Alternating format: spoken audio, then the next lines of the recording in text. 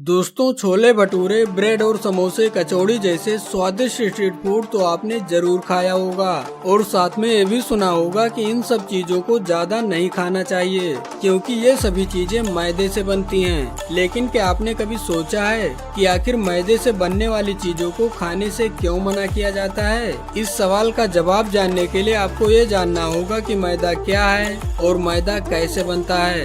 आपको यह जानकर हैरानी होगी कि मैदा उसी गेहूं से बनता है जिसकी बनी रोटियां हम सब खाते हैं और जिसे हमारे सेहत के लिए बहुत अच्छा माना जाता है। लेकिन गेहूं से मैदा बनाने का प्रोसेस ही इन दोनों में अंतर करती है। गेहूं से मैदा बनाने के लिए मैदा मील होती है और मैदा बनाने के लिए सबसे पहले मील में गेहूं को धोया जाता है जिससे गेहूं में मौजूद गंदगी साफ हो जाए।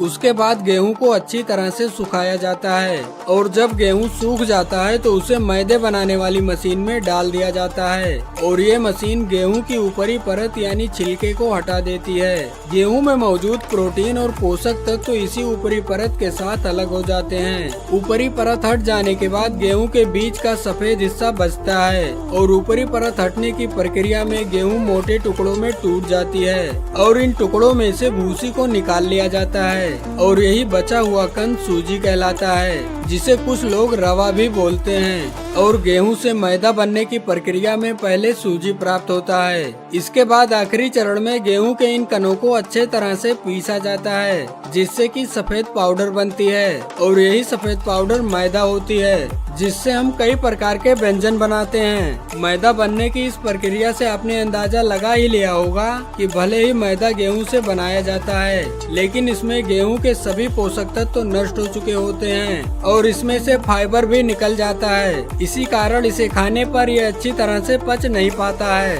और आंतों में जाकर चिपक जाता है। और अगर आप मैदे से बनी हुई चीजों का सेवन ज्यादा मात्रा में करते हैं तो पेट से जुड़ी हुई कई सारी बीमारियां हो सकती हैं। इसीलिए मैदे से बनी हुई चीजों का बहुत ज्यादा सेवन करने से हमें बचना चाहिए। तो आशा करता हूँ कि आपको समझ आ गया होगा कि फैक्ट्री में मैदा कैसे बनता है और ऐसे ही नॉलेजेबल वीडियो देखने के लिए वीडियो को एक लाइक करके चैनल को सब्सक्राइब कर लें क्योंकि मैं भारत में खाई जाने वाली सभी चीजें फैक्ट्री में कैसे बनती हैं इसके बारे में आपको अवेयर कराता रहूँगा।